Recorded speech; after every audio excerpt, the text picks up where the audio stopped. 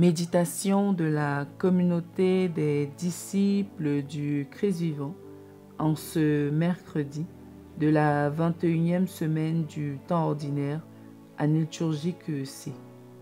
Première lecture.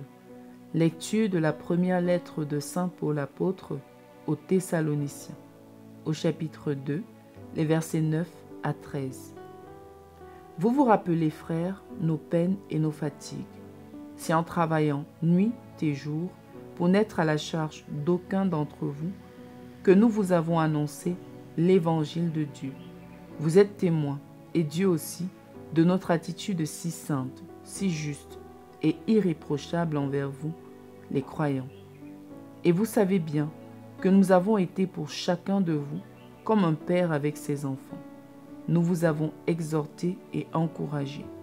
Nous vous avons supplié d'avoir une conduite digne de Dieu, lui qui vous appelle à son royaume et à sa gloire. Et voici pourquoi nous ne cessons de rendre grâce à Dieu. Quand vous avez reçu la parole de Dieu, que nous vous faisions entendre, vous l'avez accueillie pour ce qu'elle est réellement, non pas une parole d'homme, mais la parole de Dieu, qui est à l'œuvre en vous, les croyants. Parole du Seigneur. Méditation. Frères et sœurs bien-aimés dans le Seigneur, rendons grâce à Dieu pour sa bonté infinie et son amour fidèle, manifesté envers nous par son Fils Jésus-Christ notre Sauveur. Aujourd'hui, nous méditons avec les paroles de Saint Paul, adressées aux chrétiens de Thessalonique. Il décrit tout d'abord comment la parole de Dieu leur a été annoncée et rend grâce à Dieu pour ce peuple qui a reçu cette parole.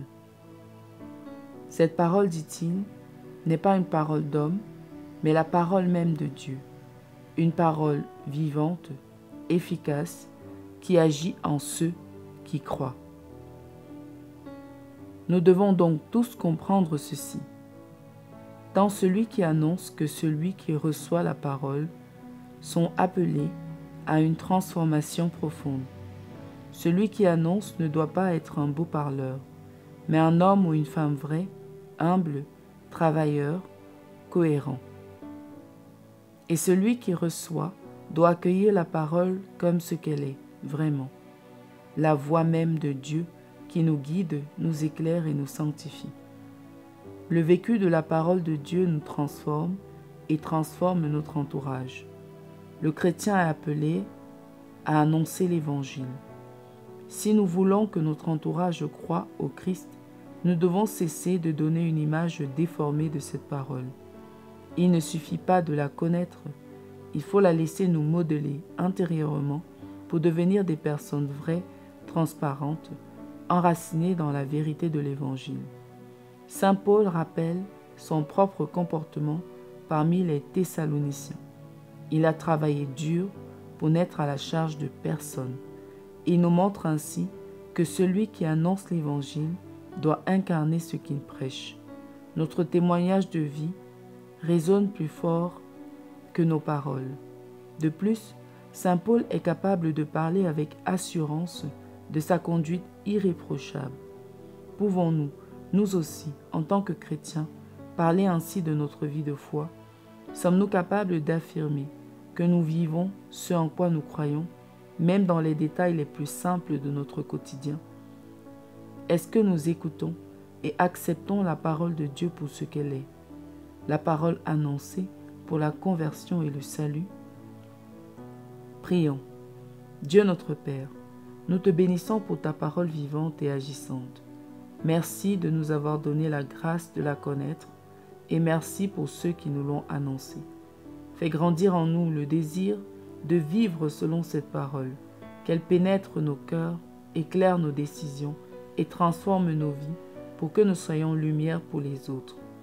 Apprends-nous à annoncer l'Évangile, non seulement par des mots, mais par notre manière de vivre, de travailler, d'aimer.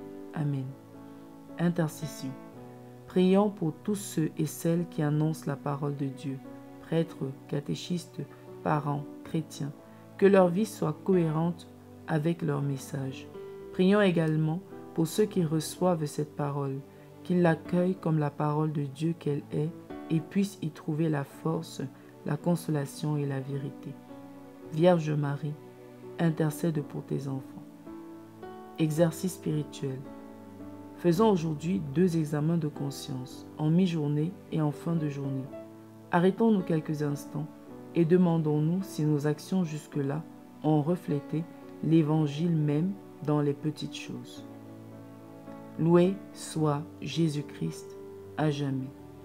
Méditation rédigée par BBC Stéphanie de la communauté des disciples du Christ vivant.